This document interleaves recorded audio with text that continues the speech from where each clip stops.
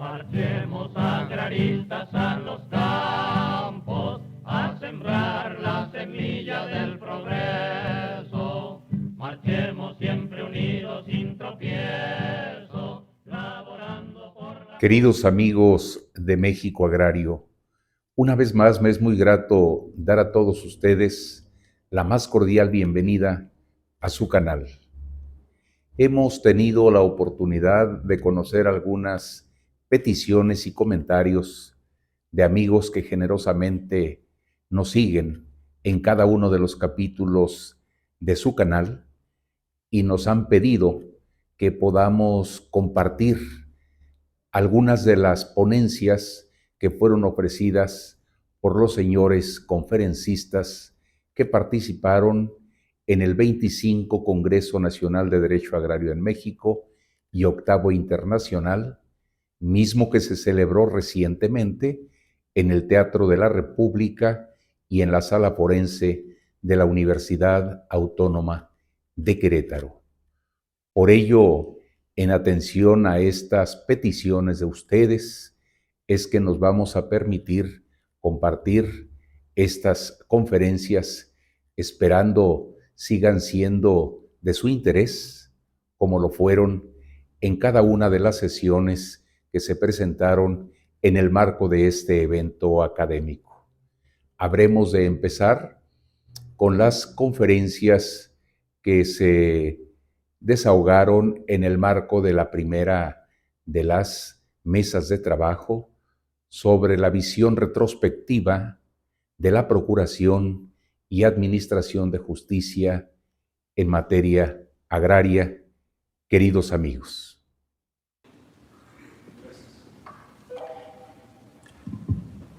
Es turno de escuchar la ponencia del doctor Isaías Rivera Rodríguez. El doctor Isaías Rodríguez es licenciado en Derecho por la Universidad de Guadalajara. Cursó el programa de especialización, mercadeo y exportación agrícola cooperativa en el Centro de Estudios Económicos y Laborales para América Latina en Tel Aviv, Israel. Es doctor en Derecho por la... Ha sido procurador de Asuntos Agrarios en el Estado de Jalisco, Secretaría de la Reforma Agraria, Procurador Agrario de la República, director de la Escuela de Derecho de la Universidad Panamericana, Campus Guadalajara, cargo que ejerce hasta la fecha. Profesor de Derecho Agrario en la Facultad y de Propiedad Rural en el posgrado en Derecho en la Universidad Panamericana, sede de la Universidad Panamericana. Profesor huésped de la Facultad de Derecho de la Universidad de Valencia, España, en el curso de doctorado en Derecho, titular de conferencias en universidades nacionales y extranjeras. De igual forma, se ha destacado por diversos artículos publicados en revistas especializadas en Derecho Agrario. Queda magnífico y los tribunales agrarios que invariablemente le han apoyado, el Senado de la República, en este caso la Universidad Autónoma de Querétaro, el gobierno del Estado y el gobierno municipal, y por supuesto a nuestro querido amigo el magistrado Rubén Gallardo Zúñiga, que no ha perdido pie en darle continuidad e impulso a este congreso tan necesario. Me asignaron un tema que aparentemente podría ser sencillo, pero que tiene una connotación que me quisiera señalar, que da pie, da base para lo que se discute centralmente en este gran tema, que es la vigencia e importancia del derecho agrario, y sobre todo en su vertiente de la visión integral. Primero,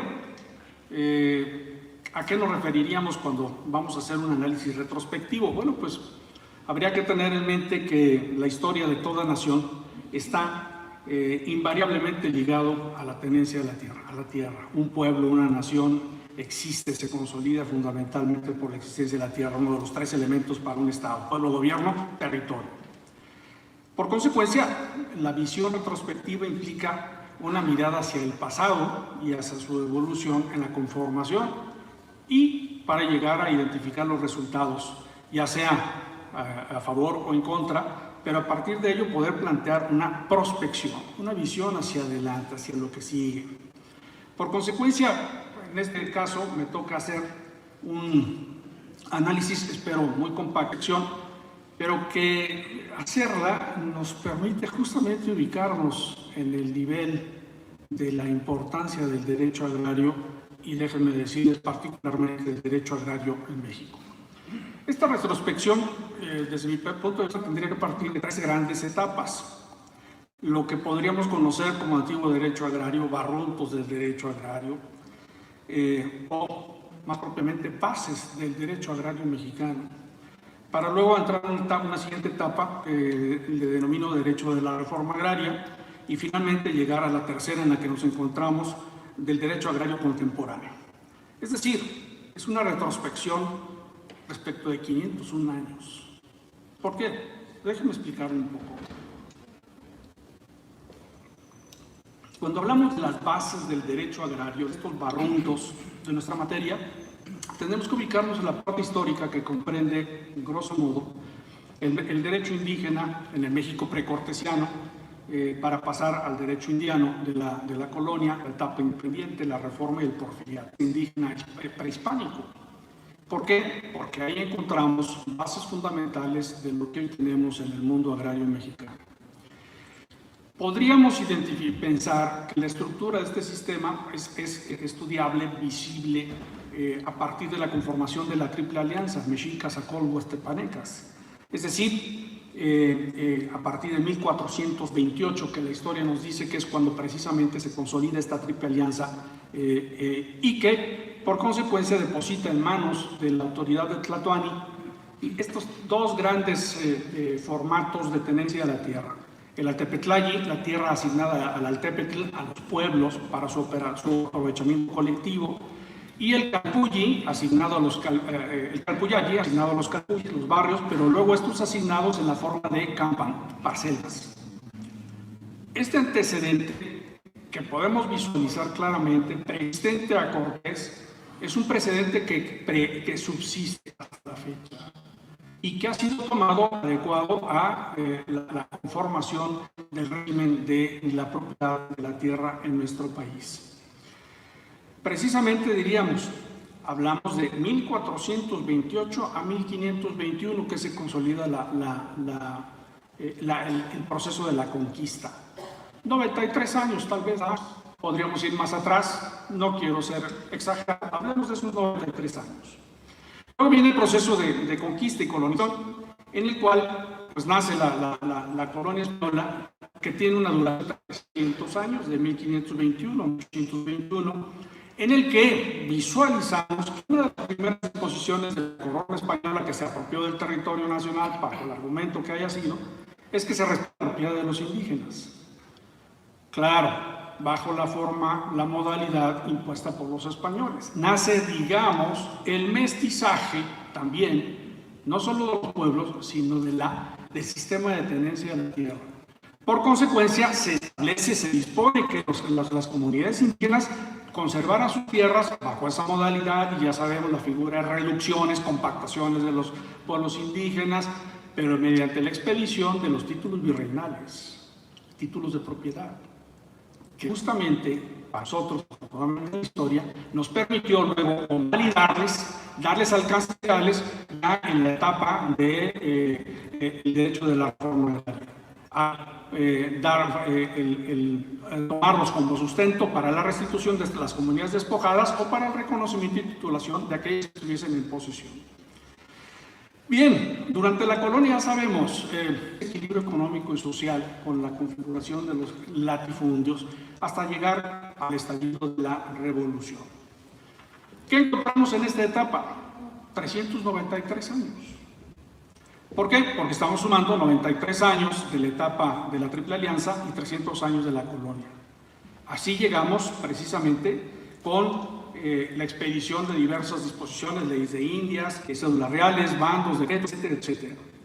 De esta etapa, ¿qué podemos concluir? Me parece que es un tema central y fundamental. Primero, se sentaron las bases para la posterior consolidación de la titularidad de los pueblos indígenas, como acabo de mencionar, en los títulos primordiales o en la posesión de aquellas comunidades que finalmente no fueron despojadas.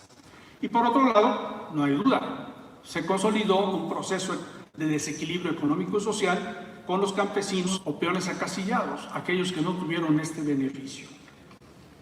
Así llegamos a la segunda etapa, derecho de la reforma agraria. Grosso modo podríamos decir que comprende desde la primera ley agraria, 1915, 6 de enero, de Venustiano Carranza, hasta la reforma constitucional del artículo 27, el 6 de enero de 1992. Pero esta etapa nace precisamente sustentado en la Revolución, donde precisamente de manera extraordinaria nuestro país toma los conceptos ya precisamente en enfrentamiento con los derechos humanos individuales, personalísimos de la propiedad. Y dentro de los derechos humanos del orden social estaba precisamente el derecho a la tierra.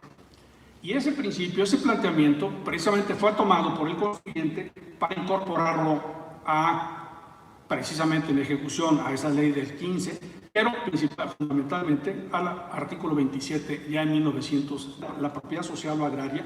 Por una parte, la consolidación de la propiedad comunal preexistente, no hay duda, histórica, no hay duda, precortesiana, sin lugar a dudas, en el que se aplica un principio de justicia estricta, la restitución de tierras a aquellas que hubiesen sido despojados y tenían su título virreinal reconocido, o bien aquellas que habían mantenido la posesión sin conflicto y que obtuviesen su título o lo hubiesen en esa época. Y precisamente bajo la aplicación del principio de justicia social, del derecho humano social de acceso a la tierra, el derecho de las colectividades, de los conjuntos humanos que requerían precisamente tener la posibilidad de acceder a un medio de vida, de subsistencia.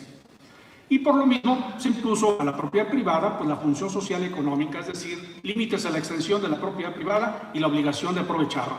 Lo contrario implicaba su afectación, precisamente con base en las excedencias o los desaprovechamientos. Y esto, a su vez, se traducía en el reparto agrario, es decir, dotación de tierras a esos grupos colectivos de campesinos carentes de tierras, bajo el principio del derecho de acceso a la tierra. ¿Qué acontece entonces en esta etapa? Hablamos de una etapa ya con un derecho sistematizado, ya no eran barruntos, ya no eran bases, eran una sistematización sustentado en decretos, códigos, los códigos agrarios, los famosos códigos agrarios, la propia ley del 15, hasta llegar a la Ley Federal de Reforma Agraria. ¿Cuánto tiempo? 77 años duró esta etapa. ¿Por qué? Porque llegamos entonces a la etapa del derecho agrario contemporáneo. ¿Qué podemos encontrar en esta etapa del derecho de la reforma agraria? 77 años, pues muchos pros, digamos, en el caso de los indígenas, sí, el sustento, aunque no siempre completo, plenamente acabado, sobre los títulos virreinales y la posesión. Y la justicia social del acceso a la tierra como derecho humano social. En algunos casos incluso de manera compensatoria para los colectivos que no tuvieron la posibilidad de ser amparados por un título virreinal. Contras, bueno, en esta etapa podríamos señalar, al principio hubo un gran apoyo, después fue decreciendo, falta de apoyos productivos, la generación de falta de certeza en el campo, desamortización y en algunos casos incluso hasta un grado de caos jurídico y geográfico. 77 años. Estamos en la tercera etapa, derecho agrario contemporáneo. A partir de 1992, el corte anterior ya nos suma 470 años. Y el que llevamos a la fecha sistematizado en el derecho contemporáneo, estamos hablando de 31 años, casi van a ser 32. 501 comprende una visión retrospectiva. ¿Qué destacaría en este tema? Bueno, primero, no perdamos de vista que precisamente como consecuencia de esta etapa, hablamos nada más nada menos de que la propiedad social comprende alrededor del 51% del territorio nacional, números más, números menos, y 43% de la propiedad privada. La diferencia es la propiedad social, 6%. ¿Qué podemos entender de ello? Pues precisamente la trascendencia, la magnitud de lo que tenemos ahora entre manos. En la propiedad social destacaríamos que su proceso de regularización y certificación para otorgar certeza jurídica y geográfica, actividades o relaciones contractuales. En cuanto a la propiedad privada, digamos la autorización de la propiedad rural a sociedades. Perspectiva, uno de los enormes avances que han tenido lugar en esta etapa de derecho agrario contemporáneo es la justicia agraria. ¿Por qué lo destaco de esta manera tan importante?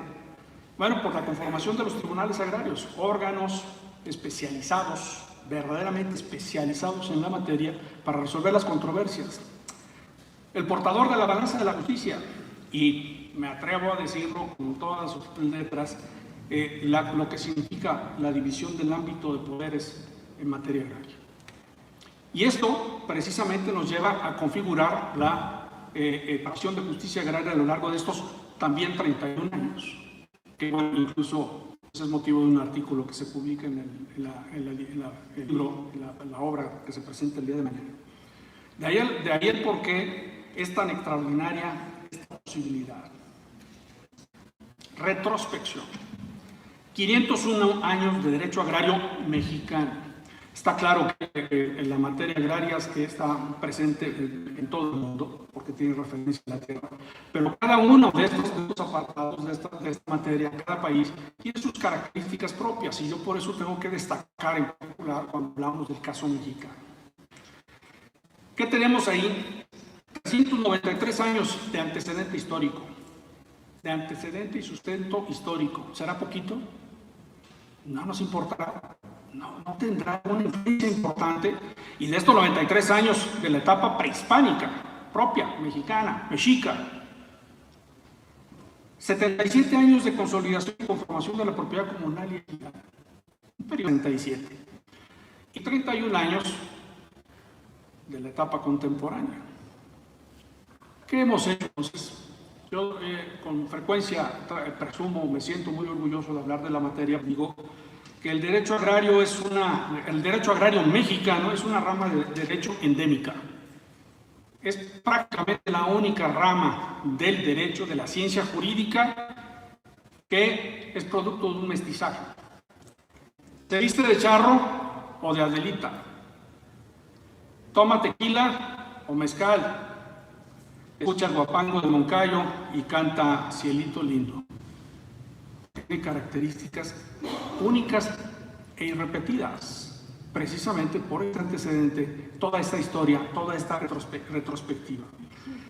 Tenemos muchos temas a visualizar. No es el tema central mío, pero sí quiero hacer referencia precisamente a esta visión integral, esta prospección que tiene que ver con una visión integral. ¿Por qué tenemos que considerar esta integralidad? Y la maestra Carmen Laura, que me precedió, hizo varias referencias justo a este tema. Primero, porque como vimos, la subdivisión del régimen de la propiedad de la tierra en nuestro país está sustentado en tres grandes modalidades: privada, social, agraria, pública. Y nuestra ley de 200 artículos, aplica por el completo a la propiedad social agraria, 51% del territorio nacional. Le aplica a la propiedad privada, por cuanto se refiere a la pequeña propiedad, a la propiedad rural de sociedades civiles y mercantiles. Y le aplica a la propiedad pública por cuanto hablamos de los terrenos baldíos y nacionales. Nada más, 200 artículos. Pero déjenme llevarlos más allá a esta visión integral.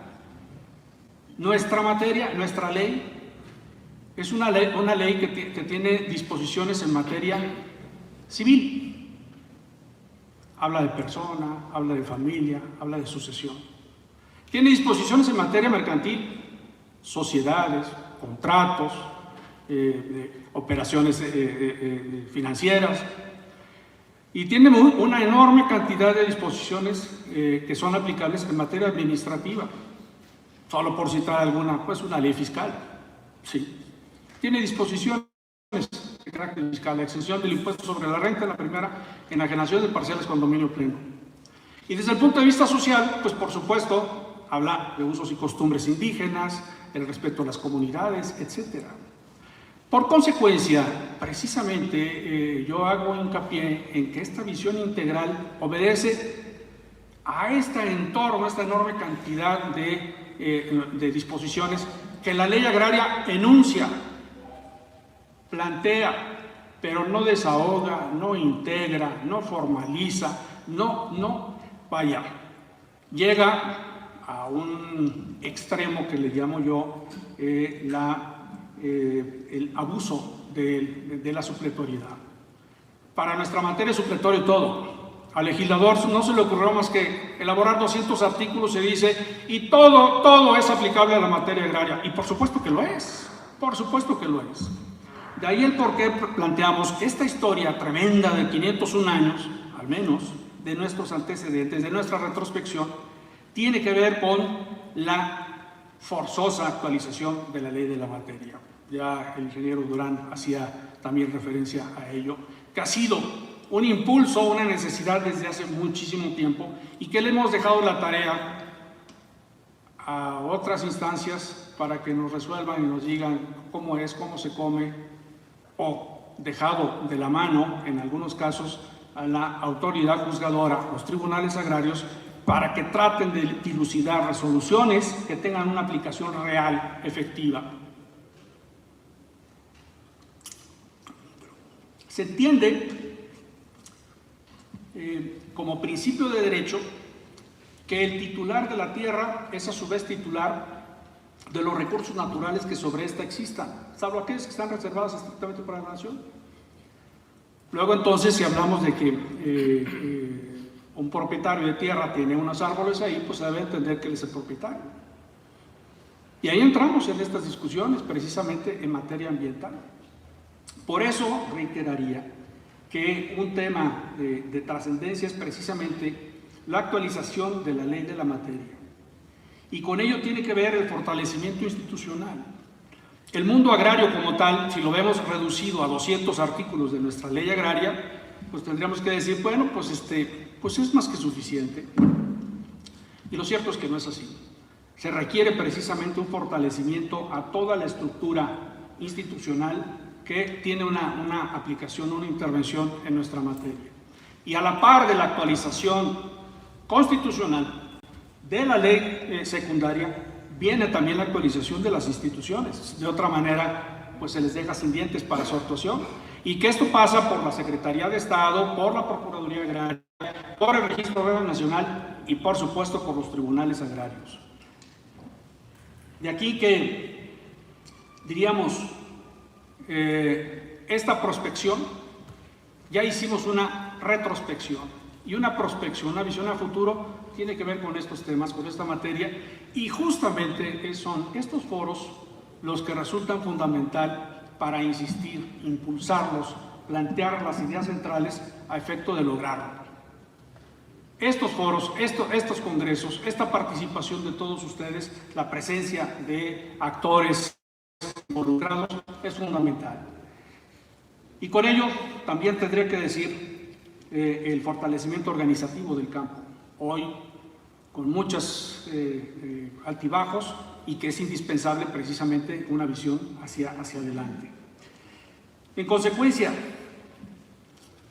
para finalizar les diría, la retrospección creo que nos puede dar un punto de partida de lo que realmente es fundamental. 501 años no es cualquier cosa, estamos hablando de 5 siglos, y que eso nos da característica muy particular, muy especial a nuestro país, a nuestra materia, a nuestro derecho agrario. Así es que vamos por la integralidad. Muchas gracias.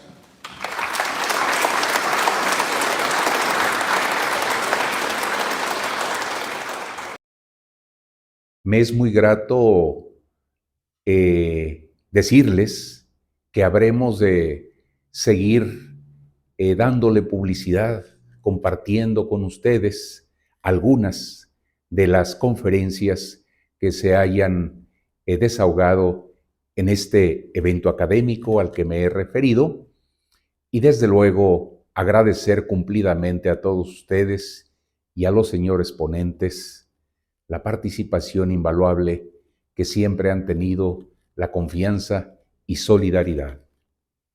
Antes de concluir con este capítulo, como lo he hecho en ocasiones anteriores, quiero invitarles para que sigamos sembrando por el bien y desarrollo de este gran país, México, desde cualquier lugar en donde nos encontremos.